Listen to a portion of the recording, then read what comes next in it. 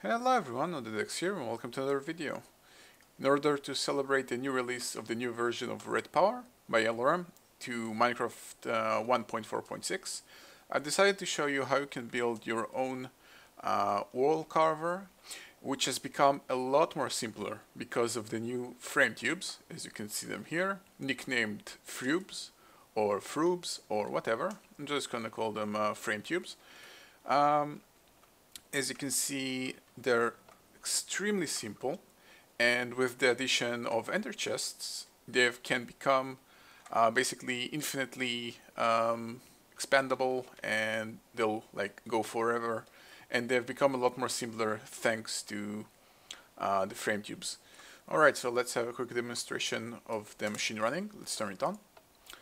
And as you can see, it will basically keep going forward, digging, and there is no jiggling left and right, simply keeps breaking blocks, storing them wherever I want them to, and it keeps going. And it's extremely simple. Alright, so let me show you how to build one. I'm gonna quickly go back to the area where I'm creating the energy to run the motors, and basically a more open area on where I can build my frame machine on.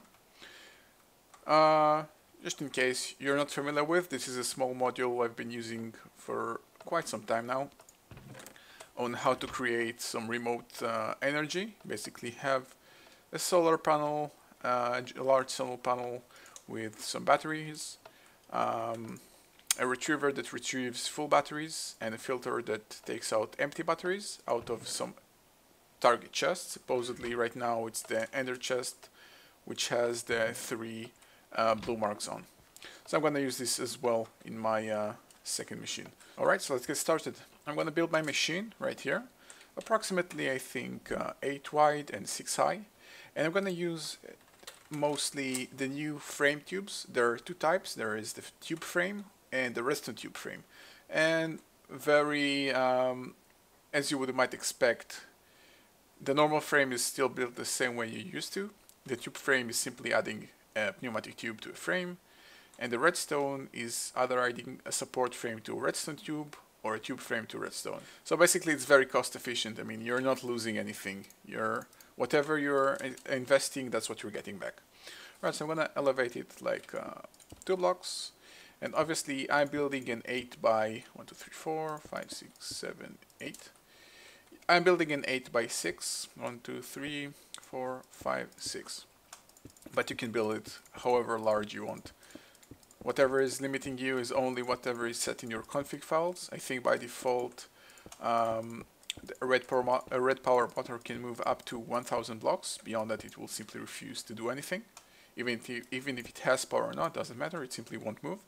So it's up to you. Alright, so this is my starting area. On this I'm gonna place some block breakers, the good old block breakers you are all familiar with, still built the same way. Where are they? Block breakers, just like this. I'm gonna place them just like so. Alright, so my block breaker wall is complete. Now the actual mechanics. So first, never forget, you always want to make sure that whatever frames are gonna be in the edge of a tunnel or something, you wanna make sure there are panels on them. And personally, I always like using, you're gonna use covers from them. And personally, I always like using green covers and red panels. Because in my mind, when I see something red, I know that something is bad. So when thinking about frames, if I see something red, I know stuff is gonna stick to it and gonna make me problems. And green is fine, it's cool, and nothing is gonna stick to it. So make sure you have some covers on everything all around here. Alright, so now everything is covered in green covers. Let's start building the mechanism itself. So because it's 8 by 6 wide, I'm gonna have enough room. We can simply build. I don't have to build right on the edge, so I have to waste some more covers. Simply can build it 1 block inwards, and this way I don't have to use any other covers or anything because it's not going to stick to anything. And you know what? I'm gonna go even one step further. I'm gonna add a row of block breakers facing upwards. So in case I have some falling gravel, it's going to be taken care of as well. And it's so simple because simply add those block breakers here, the frame tubes here, and just 2 more covers right here, and I'm set. And it's all connected because of it. So let's say all the output of whatever I'm digging, I'm going to be placing in this ender chest. That's also the chest I'm using in my demonstration frame bore. So I'm going to send it here to the white ender chest. And let's start creating our movement mechanism and digging mechanism. So I'm going to place a couple of panels here. I'm probably going to remove a few later, but just going to place them here for now, so I can have some room to work with. So first I'm going to need some jacketed wire in order to connect to my frame tubes, Redpower frame tubes, and I'm going to need some red alloy wire. In addition to a timer and a counter. Alright, this should be enough. So my first, let's say I want to create, I want to make my machine have an operation every 1 second. So it's gonna dig every 1 second. So let's have my timer here, have -1 second, connect quickly some red alloy wire, and obviously connect some jacketed wire to it. And as you can see, it's very neatly connected. Alright, so I've quickly cleaned my ender chest, and let's have a quick test. Let's have 4 cobblestone here. Let's have a quick test, see that the block breakers are indeed breaking them and transferring them to our chest. Alright, so let's quickly turn this one off. I don't want it to be running all this time. Let's get a quick lever here and turn this one off. Alright, so my block breakers will operate every 1 second. Now, in addition to this, I want to make the platform move every, let's say, every 3 operations. So, break, break, break, move. Break, break, break, move. So every 3 breaks, it's going to move as well. So this is what's our counter for. Let's get our counter, place it down. Yeah, like this. We want to make our maximum count for 3 and a decrement of 3. And connect it like so. 1, 2, 3. And right now my motors are not connected, but this stick will cause the entire thing to move and go back. Alright? So let's connect it now. Let's have another redstone wire here. Here I'm going to have a null cell, or not a null cell, but what I need is a non-invert cell. Now this is something I actually learned from chicken bones. If you look closely, whenever the redstone signal goes through the bottom part of the non-invert cell, it will go through, and a split second afterwards it will also go up. And when you'll see the frame moving, you'll understand why it's so useful. So here I'm gonna have the non-invert cell. Right here I'm gonna have my motor, my frame motor.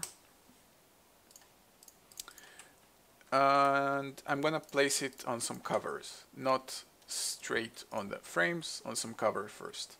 So covers here, frame motors here, and let's rotate it around. We want the arrow facing down, and when it's facing down, we want it facing this way. As you can see, there is kind of a black blob shape here.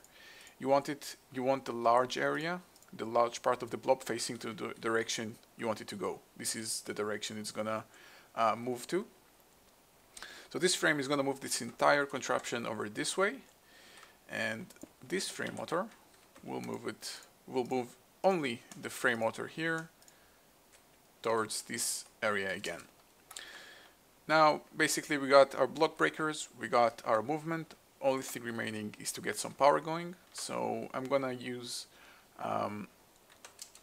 my battery generation area again with another ender chest. So let me expand just a little bit more here, because I'm gonna need this room.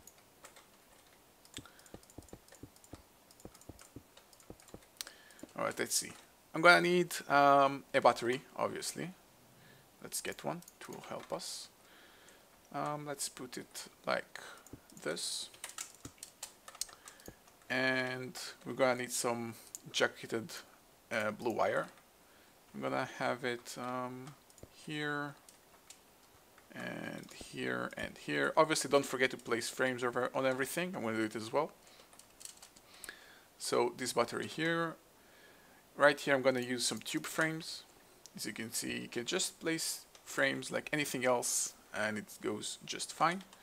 I'm gonna need some, let's see here, we're gonna need a filter and a retriever. So the retriever will be placed here and the filter right here.